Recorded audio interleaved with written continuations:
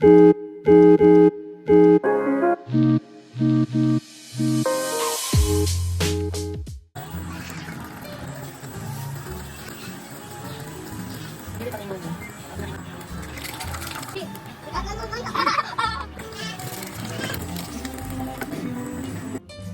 guys! Isang linggo na nga mula nung huling nakapag-upload ako ng vlog. May mga inasikaso kasi ako at may dumating akong mga bisita. May mga kasama nga pala ako sa bahay sa mga oras na to.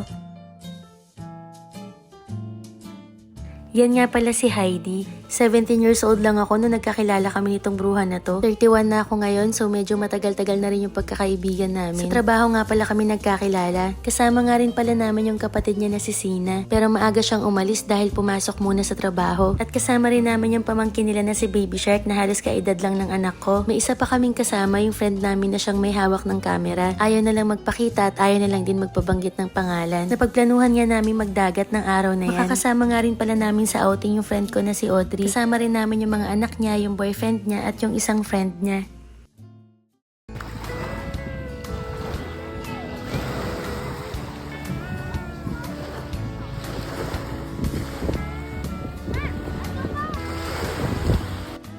Dito nga lang pala kami nagpunta sa Baloy Beach, isang sakay lang ng jeep mula sa Olongapo. Overnight nga pala kami dito. Kumuha nga lang pala kami ng isang kwarto. May 2 bed, may CR, may TV at nag-rent kami ng extra foam para magkasya kaming lahat.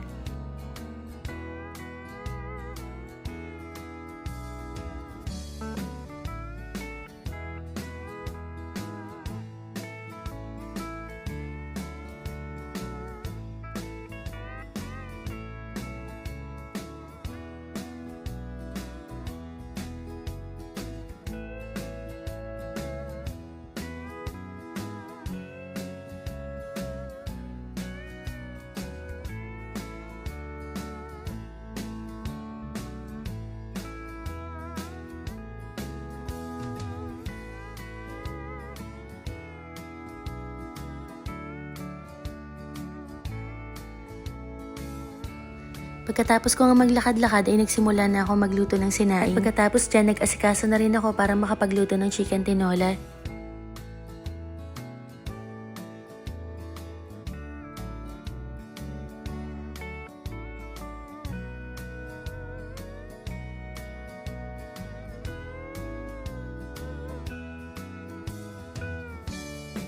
Nilipat ko nga pala sa kalan yung niluluto ko dahil magsisimula na silang mag-ihaw ng isda at mga gulay. Hindi ko na nga nakuhanan yung preparation at pagluluto nila, kaya ayan na lang yung nakuhanan ko. At ng mga oras din na yan, nagsimula na kami mag-prepare para makapagtanghalian. Hindi na rin nga ako nag-video dyan para maging komportable kumain yung mga kasama ko.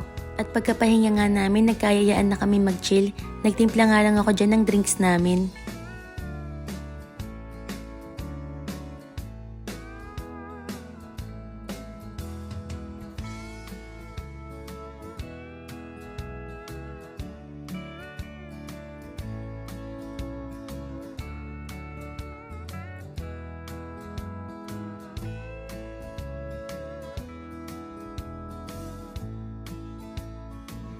At ng mga oras na to dahil gabi na, pinatulog na namin yung mga bata. Nagtatawanan nga kami dyan dahil hawak na namin yung mga oras namin at makakapag-chill na talaga kami. Kaya naman nagsimula na rin ako mag-mix ng drinks namin. Makwento ko lang, dati nga pala akong bartender at dun ko nakasama si Heidi sa trabaho. Pioneer siya sa restaurant na pinasukan ko at dun ko nga siya nakilala. Naging hobby ko na nga yung mag-mix ng kung anong-anong drinks kahit local liquor lang at nasasarapan naman sila.